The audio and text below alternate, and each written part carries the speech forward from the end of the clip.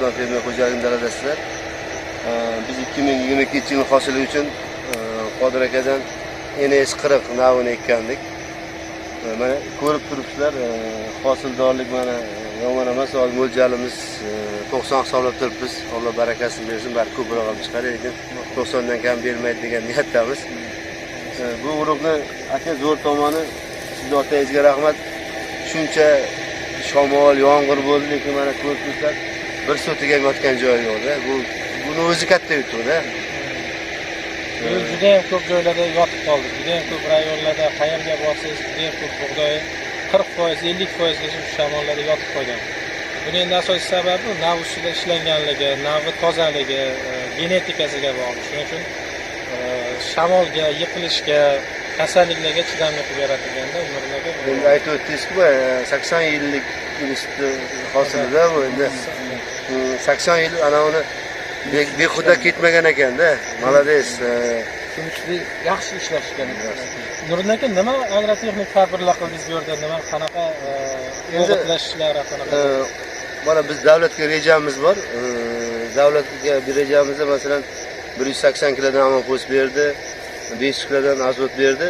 Bunga ham xuddi shu narsa solingan. Bunga bir ortiqcha e'tibor anaqa bor. O'sha bizni mana davlatga rejaga ekkan davlatga bug'doyimizni qanday qarasa shunday qaradi. 180 kilo amonpost berdik, 500 kilo azot berganmiz.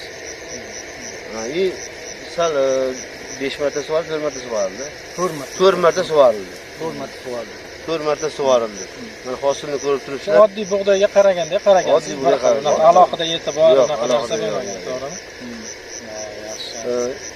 Xudo xolasa niyatimiz buni G'aniyev kelib ko'rib ketdi, viloyat hokimi ko'rib ketdi. Shundan ko'paytirish kerak, urug'ini yo'qotma dedi. Bitta narsani aytib o'tishim kerak, hozir ozroq o'rilmagan joyi bor, tritikalimiz bor. Atalab qoldirganman, yaxshi keldingiz. Tritikalimiz ishonsangiz bundan 1,5 barobar odam ko'madigan bug'doyda. O'sha tritikalimiz ham yotmadi-da. Men tritikal yotmadi, odamlar aytdim, nechtasi kelib hayronda, bo'yi o'zi nimaga yotmagan deydi-da. U ham shu Serbiyani NS Odyssey degan sort, tritikal Odyssey sorti. Bu ham xuddi shunaqa baquvvat qilib yaratilgan urug'lardan biri. Nuriddin aka, sizni ishlaringizga omad tilaymiz, dehqonchiligingizga baraka, xirmoningizga baraka tilaymiz. Hasan aka, sizga ham katta rahmat. Shu dalalarda qarab, mehnat qilib, mana hozir mehnatingizni natijasini ko'rib turibsiz. Xursandchiligingizga biz ham sherikmiz, xudo xolasa. Barakasini bersin ishlarga. Omad, rivoj bersin. Serbiyadan kelgan urug', Serbiyadagi shu NSM kompaniyasining urug'i. Fikringizni bilmoqchi edik. Endi siz kompaniya qayerda yuribsiz? Respublikada boshqa bug'doylarni ham o'rganasiz, har xil bug'doylarni o'rganasiz. Nima deb aytasiz? Nima deb o'ylaysiz? Turist qanaqa farqi? 700 gektarga yaqin bug'doy burada. Bunaqa bug'doy hali ko'rganman.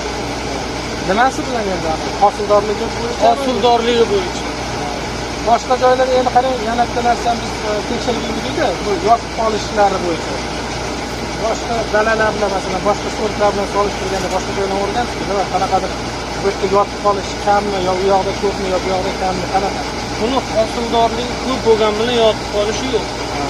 Boshqa yerlarda hosildorligi uncha emas, lekin yotib qolish. Hozir endi primerno sizda GPS'siz bor-a, anaqa kompaniyada. Qancha gektariga taxminiy qancha chiqyapti hozir? Gektariga 70-80 90 sentnergacha beryapti. Barakasini bersin. Hozirgi bo'yingiz ozroq o'rta, bu yoqqa o'tdi, o'shanga ikkilanyapti. Bir 10 gektar joyimiz, boya aytdim, 8 gektar joyimiz eski plantatsiyani o'rnida, tuzdor bordi. Keyin kechroq ekkan joyimiz bor. Shunga 70, 80, 90 deyapti. Siz hozir to'g'ri tushunmaysiz. Hozir siz bilan borib ko'rdik. Boshida aytdim, bu yerda plantatsiyani o'rnida. Nariroqda o'rda joyni videoga oldingiz-ku. 90 dan kam bermaydi. Bu yoqlar toza ham. Toza ham bermaydi. Plantatsiyani ozroq sal nacharroq joyi bor. Aka, charchamang, barakasini bersin, ishlaringizga omad.